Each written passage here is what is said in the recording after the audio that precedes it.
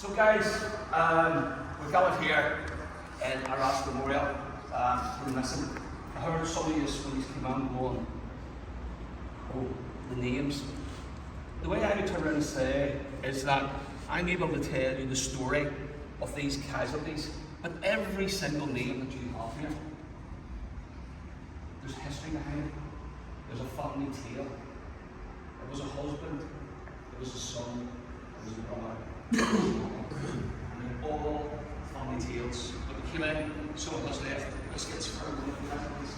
I turn around and say somewhere in the family that soldier left these biscuits, maybe biscuits were being sent to them all the way from front, we don't know, just that family. And a lot of these guys as well, when we download the song Battlefields, we'll talk about our Victoria Cross recipients, people who made the ultimate sacrifice, the most extreme bravery in the field, and got recognised for that with Victoria Cross. Sometimes when I walk about these places, the memorials still missing, I look up and down the walls and I go, how many stories of bravery happened, but no one survived to tell the story. So these are all no graves? All no graves. It could be in a cemetery that says unknown soldier, but they have no rival. So realistically, they could all still be buried on the farmers' fields? Historians will tell you that 50% probably have a grave, but that's not to say that you will go to one memorial, it will be 50% of it. They turn and say that if we put on all that, memorials still missing. So when we're driving across the country here, today, I've no doubt all we're going across soldiers that are on the battlefield still being covered. The way to look at it is when they built Overway near Vimy Bridge, they found soldiers. They're still yet to be found, and there is soldiers still there. We found a story of relatives here that's with us, that how they were identified, one of the guys on the stone, because it was a disc that he had, he was able to identify. And if you see just literally 100 metres to the left, there's another soldier, he was identified because there was no disc. So we're at the graveside, the memorial for Walter Tull.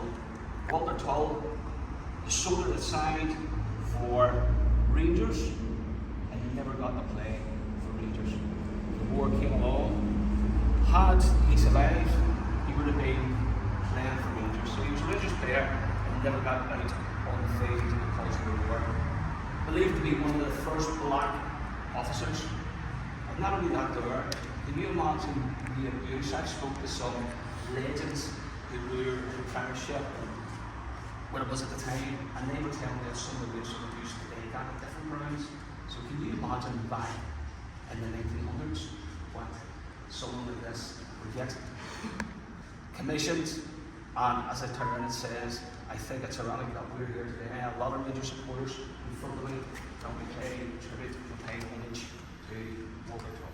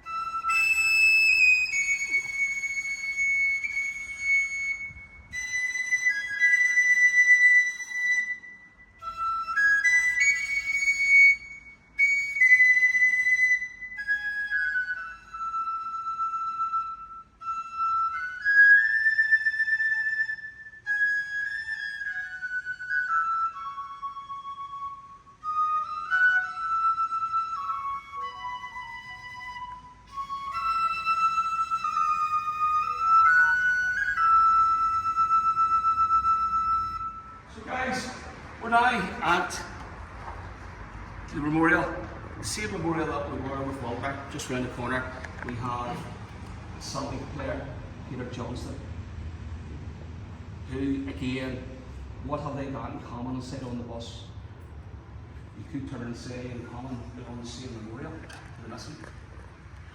You could turn and say that their common goal was a sport which we all love, which is football. We all get hyped up when it's an old firm match, don't we? Rangers and Celtic, we all love it. So we do. But both of them were serving their king and their country. And what they done is they made the ultimate sacrifice for the freedom that we enjoy today. Peter played 233 games for Celtic, scored 18 goals. 13 trophies. So he was very, very successful. 4 league titles, 2 Scottish Cups, 3 Glasgow Cups, and 4 Glasgow Cups. Really sound like my man. I would need to get back to you on that one. Right. But I can't. Few like? There's a great few. Yeah. Fair play is sometimes I go out with the veterans from the Arras and other Scottish groups, and within them there's some young supporters, Right. and they're very, very into the veteran forward. You know what I mean? It's just that with any section, there's going to be other section. Yeah. Them guys are very tender out, and that's actually an our gang actually, you know. So that's people coming out who obviously support Celtic ex-soldiers, and want to play the image. So I'm going to hand over to yourself for the solo. During the solo, there's going to be a puppy cross there. Remember Peter, Walter, all the footballers. In this memorial, I could spend maybe 2 hours in different football players. It's amazing, isn't it? And then he's on this. Do you want two crosses to walk around? Yes. Back.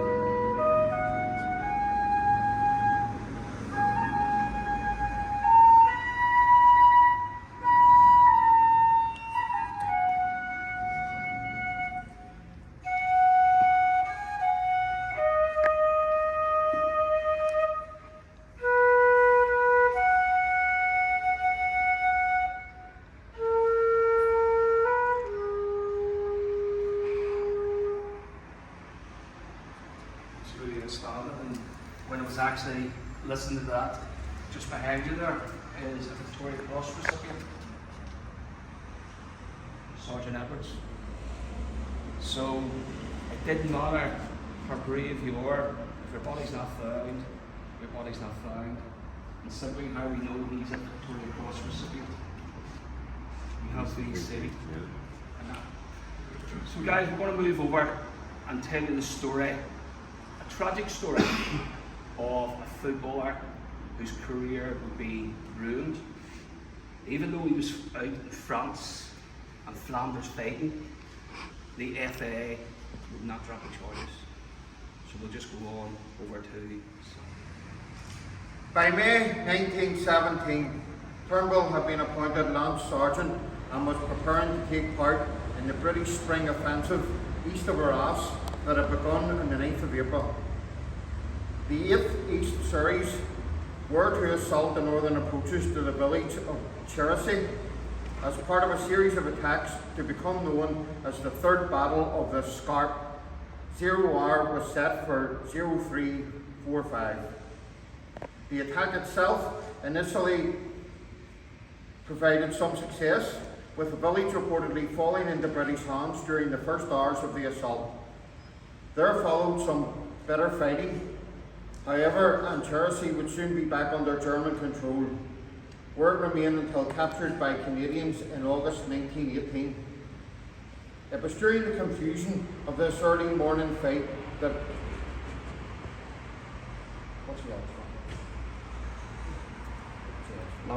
Lance Sergeant Turnbull would go missing. While it was unclear what happened to Turnbull, a letter was sent to his wife by a soldier soon after the battle, which was subsequently published by the Liverpool Echo on the 14th of May 1917. It read, "After Alec had been wounded, he carried on and led his men for a mile, playing the game until the last we saw of him. We all loved him, as he was a father to us all and the most popular man in the regiment. All here send our deepest sympathy." There was some initial hope that Turnbull had been taken prisoner, with early reports suggesting he was in a German field hospital behind the lines. Hope soon faded, however, and it was later confirmed that the 32-year-old footballer was missing, presumed killed. He left a widow and 5 children. In August 1918, Captain Lonergan, who had been wounded and taken prisoner during the attack, wrote to Turnbull's wife Florence in an effort to provide further details about the circumstances surrounding her husband's death. "It was a great shock to me to hear that my best NCO was still missing. Of course, I knew there was no hope of him turning up after such a long period. He was one of the finest fellows I have ever met, a great sportsman and as keen a soldier as he was a footballer. He had been hit through the leg earlier on in the fight. When I saw him, his leg was very much swollen, so I ordered him back to the dressing station. He pleaded so hard, however, to stay on until we gained our objectives that I gave away.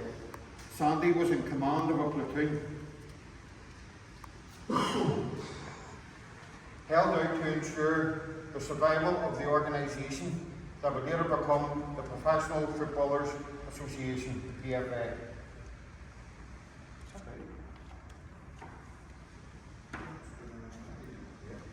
Soon after, United left Bank Street and moved to a new stadium at Old Trafford, where Turnbull scored first ever goal in a 4-3 loss to Liverpool. 12 months later, United were to clinch their second league title in 4 seasons as they finished 1 point ahead of Aston Villa. It was another impressive season for Turnbull as he struck 18 league goals, including 13 in the opening 17 games. For Manchester United, however, the title success of 1910-1911 would prove to be their last before the First World War. Furthermore, it also marked the end of Ernest Mangnall's long association with the club.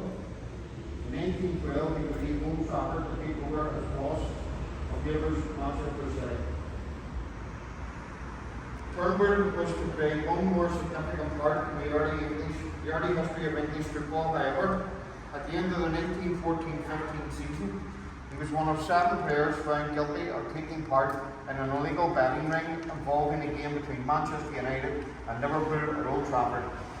The match was played on Good Friday, 2nd of April 1915, proved to be the last of Sandy Turnbull's professional football career, and he was handed a lifetime ban by the FA soon after.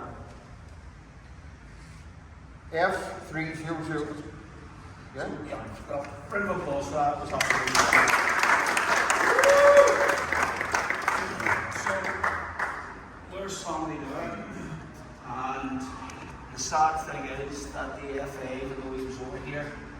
fight with the King country. We've not overturned that. That was Man United, Liverpool, and back then you have to remember that our footballers are all now. It's scary, isn't it? It's really, really scary what footballers are all now. But back then, they weren't on very much. So what they done is maybe they thought, hold on, let's get a wee bet over here. Maybe I can get a few quid. It's going to pay for a few things. However, they were found that it's 7 of them got a lifetime. You actually heard that he was the most likable fella within the battalion. No doubt at all. We could play with all the boots, didn't we? Could you imagine being in a trench going, Sunday, what was it like playing with, you know what I mean, Jimmy Spears, what was it like playing with? So he knew the ball. So there was always a great football tale that Sunday had as well with his troops. And you have to remember one thing, and I talk about this today, what did the Demos do inside the trenches? They got the training, maybe close to the rest. They were on, maybe bringing food up to the front, digging trenches, but football was a great recreation sport. And can you imagine that team sheet? Who was always going to be first on the team sheet in that battalion? Sunday. The sad story to this as well, not only his professional career be told by the FA. I don't know what the FA, maybe it's too late now, overturn it, these guys dead now. I mean, before the other ones, the other 6 that were part of that, they were overturned. But his wife and 5 kids. You heard Jim talk about trying to get information to his wife. As a historian, when I research and when you look at the papers, some of the stuff that you're hearing, especially after the market of the soul, especially for other people, is has anyone seen my son? Or has anyone seen my brother? That's a big thing, any information whatsoever. And these people really held deep feelings and say that maybe, just maybe, their husband, their brother, their son was really taken captive and was a prisoner of war. Then, as time went on, they had no correspondence, and these people were really desperate to know what happened to my son, what happened to my husband, what happened to my uncle, what happened to my brother. And that's why people were writing to say, look, the last time we saw Sunday, he was shot through the leg. You probably think, well, that's his, he didn't have a football career really, but that's his football. I want to see how many footballers were actually shot through the leg. Leighton Orient actually had a goalkeeper who lost an eye and still went on to be a goalkeeper after the war. So it wasn't just the end. The way we could look at Richard McCracken, one of the 7 trophy winners for Liverpool, who was wounded, mortally wounded, not mortally wounded, but seriously injured on the Somme, patched up, came back, and was part of that trophy winner training. So just trying to get that wee bit of information, and that's why that officer wrote back to get it. So, can we play just a wee little bit? Is that alright? And during it, we've got a couple of poppy crosses. Because it really is, as I said to you at the very start here, guys, it's a tragic story, isn't it? Listen, they shouldn't have put a bet on. You know what I mean? But many things in life have we done, you know what I mean? And afterwards you've sort of regretted it. And you have to remember then, back then, it's not the money that they were on today.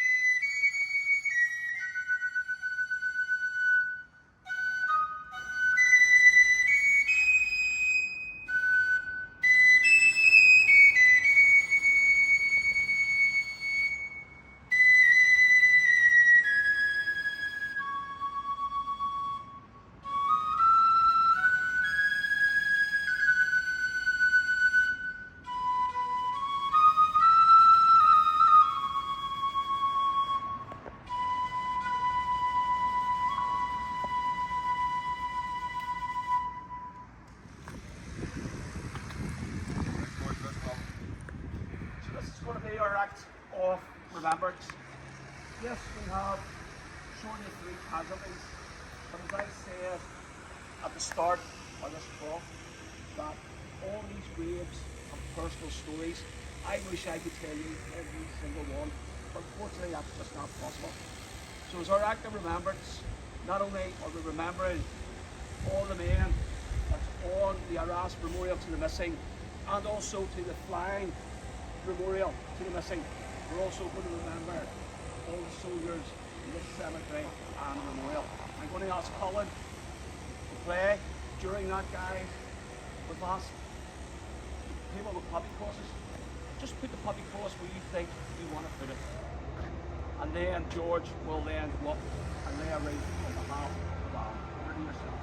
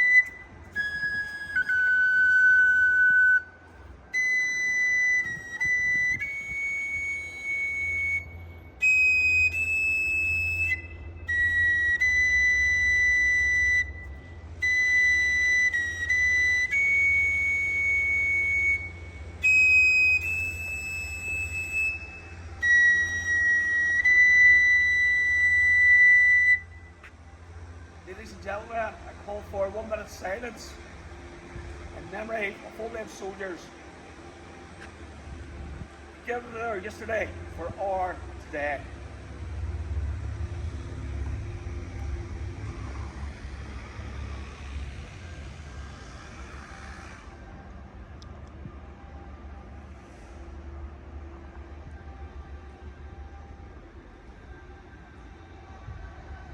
For they shall not grow old, that we who are left grow old. Age should not weary them, nor the years condemn. At the going down of the sun, and in the morning, we will remember them. We will remember them. Thank you, guys.